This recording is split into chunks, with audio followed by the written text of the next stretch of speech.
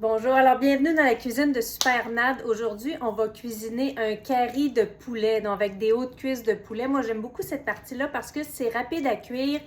Et pourquoi j'aime le curry aux légumes? Parce que ça permet d'utiliser une grande variété de légumes, ce qui est super bon pour notre santé.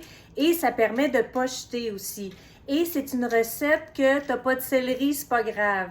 Tu n'as pas de chou-fleur, c'est pas grave. T'as des courgettes, tant mieux. T'as une petite patate douce, tant mieux. Te reste une carotte, t'as mets dedans. Donc, c'est super facile. Si t'as pas les ingrédients, c'est pas grave. Si t'as pas toutes les épices, c'est pas grave. Moi, je vais vous montrer la base. Qu'est-ce que je fais? C'est une recette qui peut aussi se congeler. C'est une recette qui fait des bons restants. C'est une recette qui est bonne avec du riz. C'est une recette aussi qui serait bonne avec une belle salade de verdure, par exemple, d'épinards à côté si on veut pas manger de grains. Fait que voilà, c'est parti. Autre avantage de cette recette-là, c'est que c'est une recette super abordable. C'est une recette dans laquelle on ajoute des légumineuses, des lentilles corail. Moi, je les achète secs.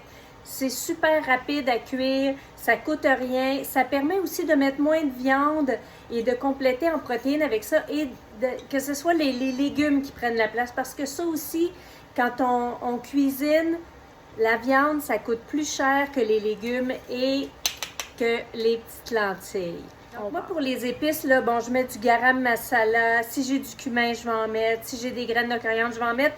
Mais de base, là, c'est un petit curry en poudre qu'on peut acheter n'importe où. Ça, c'est ma base. Donc là, je vais faire venir mon huile d'olive. Je vais mettre un peu d'épices. Puis après ça, je vais faire revenir mes légumes que j'ai coupés. Donc ça, c'est ma variété à moi. Chou-fleur, bok choy, oignon, carottes, patates douces, courgettes, ail. Voilà, c'est déjà beau.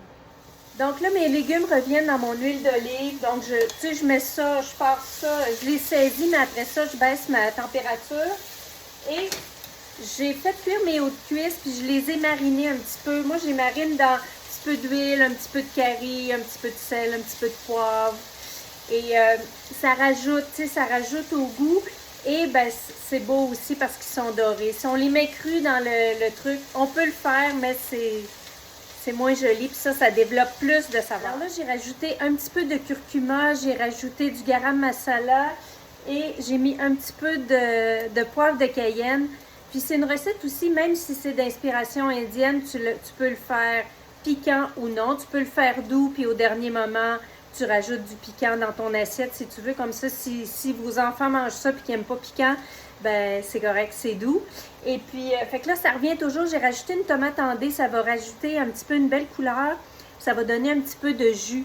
Et ça continue. Ici, je vais déglacer avec un petit peu d'eau, un petit peu de miso. Le miso, c'est une pâte fermentée de soya, celui-là. Et puis ça va ajouter du umami dans notre sauce et c'est un produit fermenté. Ça veut dire que c'est bon pour notre santé parce que ça va amener des bonnes bactéries dans notre microbiome, ce qui est très bon. Et plus on a de variétés de légumes, plus on a de variétés d'épices aussi, c'est très bon pour notre système digestif, donc pour le système immunitaire. Donc, c'est pas rien. Mes légumes ont commencé à ramollir et je vais juste saupoudrer de mes lentilles corail dessus. Donc, juste... C'est vraiment une recette là, que tu y vas à l'œil, tu sais, tu vas as you go, you cook as you go. Une fois que c'est revenu, mes légumes avec mes lentilles, je vais ajouter mon lait de coco. Moi, j'ai un lait de coco bio entier. Moi, j'achète pas celui qui est pas beaucoup de gras, j'achète le maximum. C'est beaucoup meilleur. Et puis là, je vais arroser ça. Je vais toute la mettre dans ma recette. Là, ça va revenir un peu avec les lentilles vont cuire dans ce jus-là. Et après ça, on ajoutera le poulet. Fait que là, ça ressemble à ça. J'avais oublié le gingembre. J'ai rajouté du gingembre. J'ai mis du sel et poivre.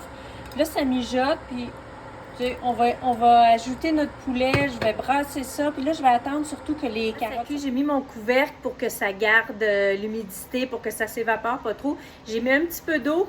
Puis un autre truc là, que je fais, là, tu sais, dans ma canne de lait, c'est sûr qu'il en reste toujours. Fait que si j'ajoute de l'eau, je vais mettre de l'eau dans ma canne pour essayer d'aller tout chercher. Truc numéro 1. Ensuite, toutes mes scraps, là, mettons, comme tu sais, là, j'avais mon trognon de chou-fleur, j'avais un morceau de céleri, de feuilles de céleri que j'ai pas mis dans ma recette. Moi, j'accumule ça dans un sac en plastique au congèle. Et quand j'ai un bon sac, par exemple, un pied de brocoli, je sais pas, une carotte qui était pas très belle, que j'avais pas le goût de mettre dans ma recette. Ça, je mets tout ça dans mon sac. Une pleure d'oignon, pas l'extérieur, mais tu sais, des fois, on enlève le premier tour parce que c'est moins frais. Moi, je mets tout ça de côté, puis à un moment donné, quand j'ai mon gros sac, je me fais un potage avec ça. Que voilà, c'est rodé. C'est prêt, je vous montre ça. Moi, j'ai mis en garniture de la coriandre, des échalotes. On pourrait mettre aussi des noix de cachou, ce que vous aimez. Et puis, soit qu'on le sert sur un riz, soit qu'on sert ça, comme je l'ai dit tantôt, avec une salade d'épinards. Et au niveau du coût, j'ai pas calculé exactement, mais on est en bas de 20$ pour 6 portions.